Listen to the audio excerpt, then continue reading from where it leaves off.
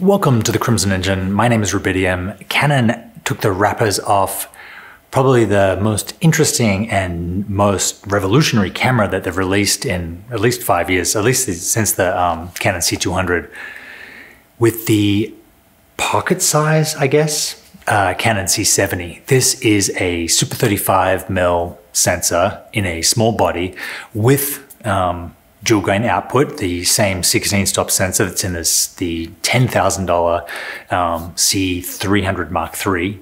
They're setting it up as a sort of B, sort of C camera to the C500 Mark II and the C300 Mark III, but also it is an entry-level, I guess, at $5,500 cinema camera that is going to turn a lot of heads and have a lot of people asking a lot of questions. So I wanted to break down what features it has, how they're going to work together, and who this camera is for.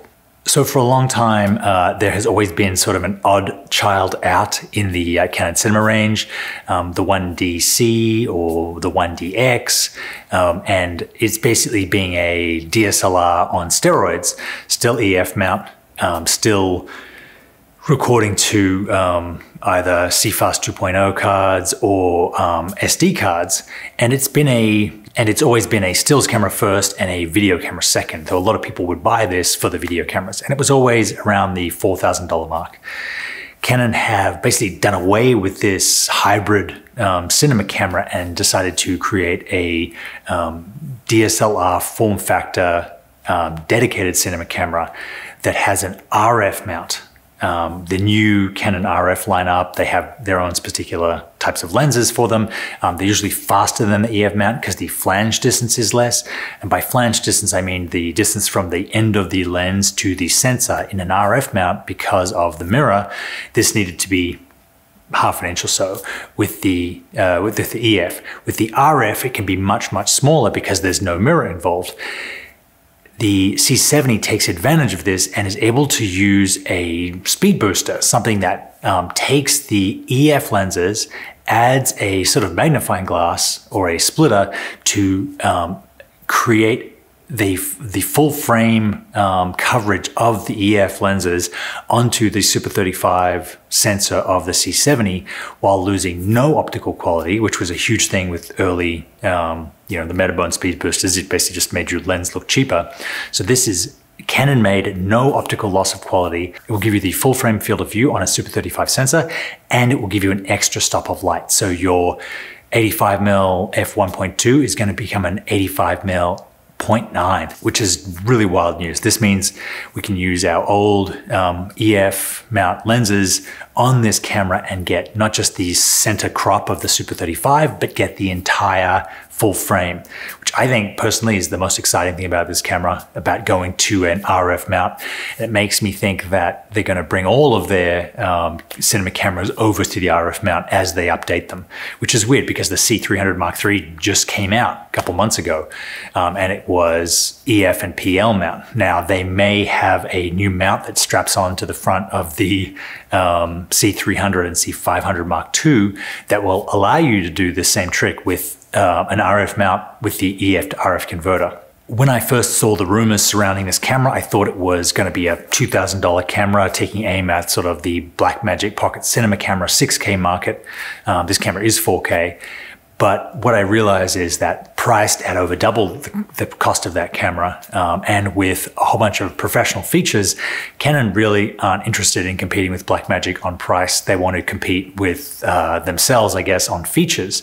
So the difference between this camera and the Blackmagic Pocket is that this camera has professional XLR locking audio inputs. It has 2 of them. It has the BP batteries, so you can get a BP30 or BP60, which you should probably be able to shoot all day with rather than the small little disposable Canon batteries that go into the Blackmagic Pocket. This camera has 2, 4, 6, 10 and 12 NDs in the camera itself. So they come down between the RF mount and the sensor.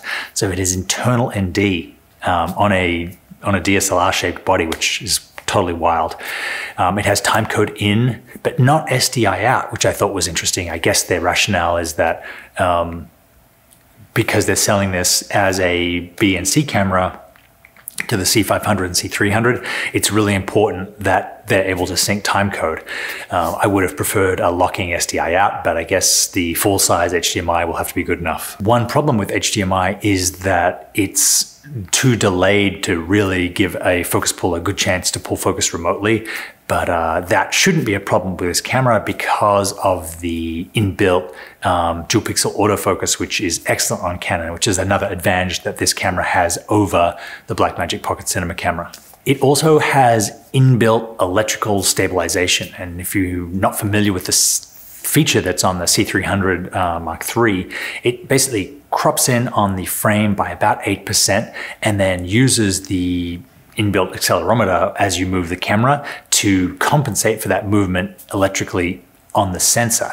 Now, it's not a stabilized sensor, but between this and a digitally stabilized lens, you can get some really smooth footage. I've tried it with the C300 Mark III and it works surprisingly well. It makes slow walking footage look like Steadicam footage, which I think is fantastic. And if you're shooting up close macro footage, it really takes these small shakes out of your hand. One really big surprise on this camera was dual V90 SD card slots. So maybe no room for the CF Express 2.0 cards. So they have gone with a dual slot, which is great, which means you can continuously record by hot swapping the cards as you're recording. But they're going on to a V90 SD card. These things are not that cheap, actually around the same price as the CF Express or the CFast 2.0. And they are getting higher in capacity and coming down in price. You won't be able to shoot RAW on this camera at release. You will be able to do the 440 megabits a second XF-ABC that Canon has, which is very, very solid, a lot better than the XF-ABC on the C200. You'll also be able to do that's an inter-eye codec. You'll also be able to do a long-op codec and an MP4 at I think around 100 something megabits a second. You will be able to do high frame rates on this camera into the same formats as the normal video.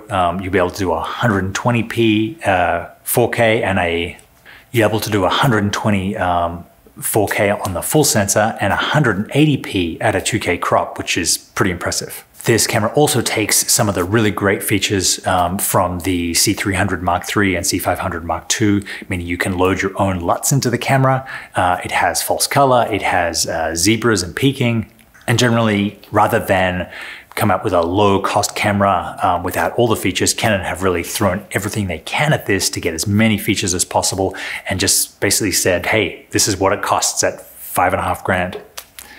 I think it's super surprising that it came in so expensive because you can get a fully featured Super 35 cinema camera in the C200 for only $4 grand if you buy the B version. But I think Canon is thinking that people that are buying this camera already have the C300 Mark III or the C500 and money's not that much of an issue, so they're going to go with the C500. So they already have a cinema camera and this is going to be their B or C camera.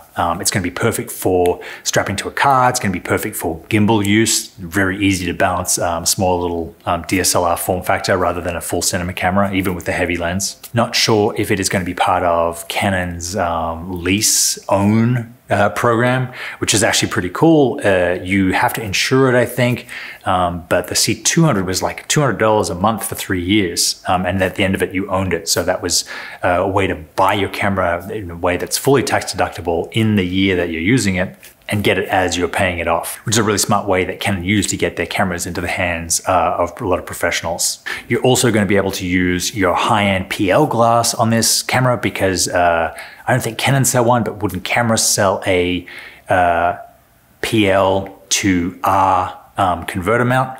So you'll be able to use, if you're feeling really fancy and you want to go out and rent $100,000 set of Cooke Primes, you can do that and use them on this camera. You can also attach a lot of Canon's other accessories, and the touchscreen on the back has had a lot of improvements. You can basically click and slide in a lot of the ways that are coming over from the Canon stills range to make it easier to access all the features of this camera without all the hot buttons all over the side of it.